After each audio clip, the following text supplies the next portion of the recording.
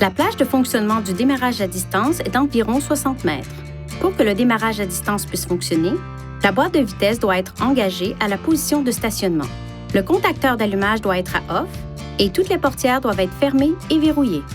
Certaines lois locales ou étatiques pourraient limiter ou interdire l'utilisation d'un démarreur à distance, ou encore exiger que le véhicule soit visible par la personne utilisant un démarrage à distance.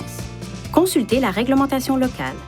Pour démarrer le véhicule à distance, appuyez simplement sur le bouton verrouillage du porte-clés. Puis, moins de 5 secondes après, appuyez sur le bouton démarrage du moteur et maintenez-le enfoncé pendant au moins 2 secondes.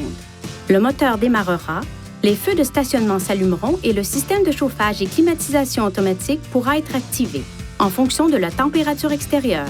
Le moteur fonctionne alors pendant 10 minutes avant de s'arrêter. Pour prolonger de 10 minutes la période de fonctionnement du moteur, appuyez sur le bouton de verrouillage du porte-clés, puis appuyez sur le bouton démarrage du moteur et maintenez-le enfoncé pendant au moins 2 secondes. Le temps de fonctionnement est calculé comme suit. La première période de 10 minutes débute lorsque la fonction de démarrage à distance est exécutée. La période additionnelle de 10 minutes débute immédiatement lorsque la fonction de démarrage à distance est exécutée une seconde fois. Par exemple, si le moteur fonctionne depuis 5 minutes et que vous prolongez la période du démarrage à distance, le moteur fonctionne pendant une durée totale de 15 minutes. Appuyez sur le bouton démarrage du moteur du porte-clés à tout moment pour annuler le démarrage à distance du moteur. Après 2 démarrages à distance, le contacteur d'allumage doit être placé de on à off avant de pouvoir utiliser de nouveau la fonction de démarrage à distance. Pour conduire le véhicule après avoir utilisé le démarrage à distance, enfoncez la pédale de frein et appuyez sur le contacteur d'allumage.